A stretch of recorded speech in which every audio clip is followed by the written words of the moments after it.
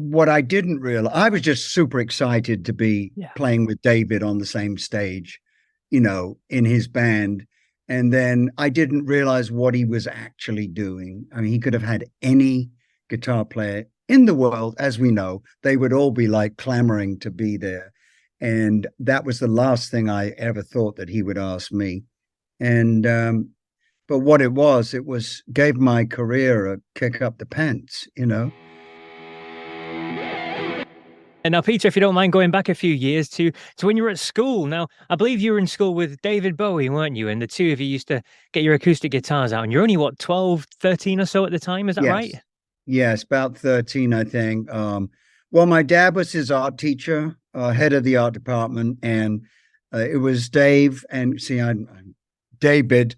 I only ever call him Dave, so um, it's weird. And it was Dave and George Underwood who did the cover for Ziggy Stardust, and is a fine, fine artist, also taught by my father. So it was the Oh. Three Musketeers at school. It was the three of us. And that's when my dad said one day, "Well, I know you boys are very much into this pop music.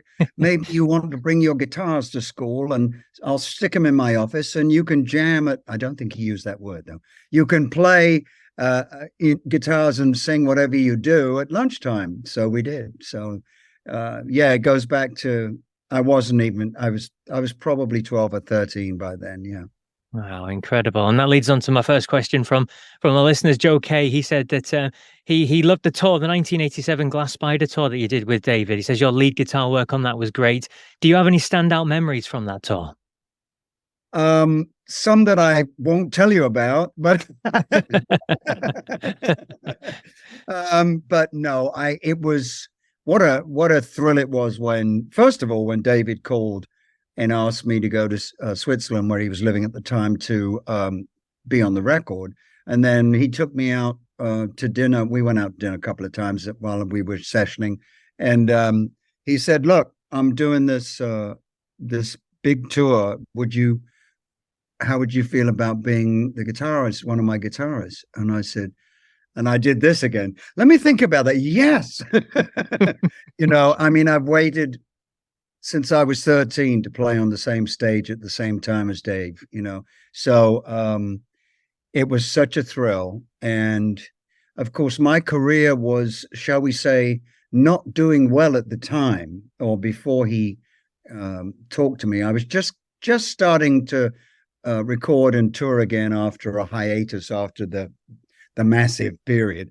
And so yeah, he but what I didn't realize, I was just super excited to be playing with David on the same stage, in his band.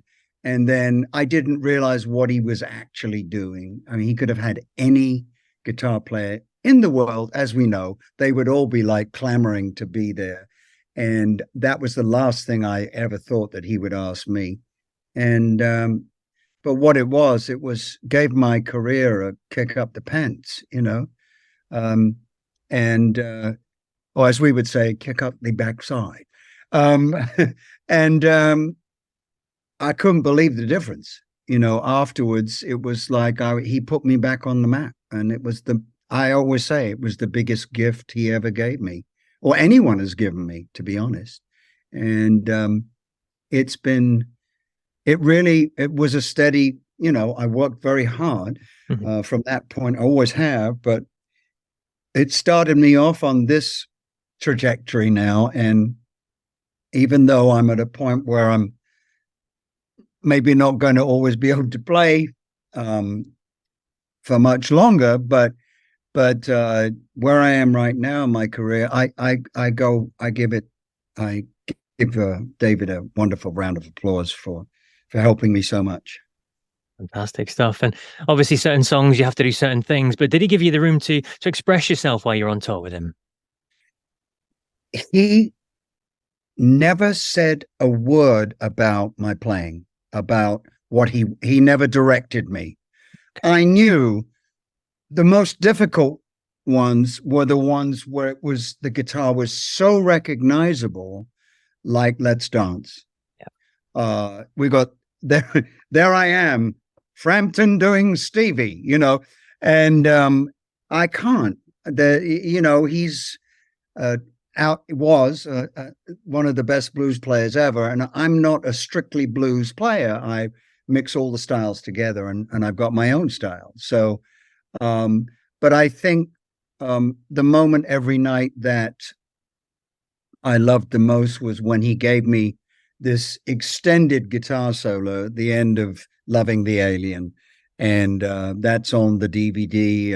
And I think there's an album of the tour, whatever. Yeah. And that was phenomenal to be able to stretch out and play me for David, and everybody. So, but we had a lot of fun. It was the biggest show. I mean, I'd done stadiums myself, but the production was the biggest production I'd ever been involved in. I mean, there were over 250 in the crew, just Wow. the crew, especially in Europe. And then I think in Europe, where the trucks are a little smaller, we had 40 trucks. And it's just, the tour was about, I don't know, 3-4 months, maybe a little longer, 6 months. And even on the last day, I was meeting people for the first time, that were in the crew. So, yeah, it was a biggie. And it was a great, great experience that I would never have got any other way.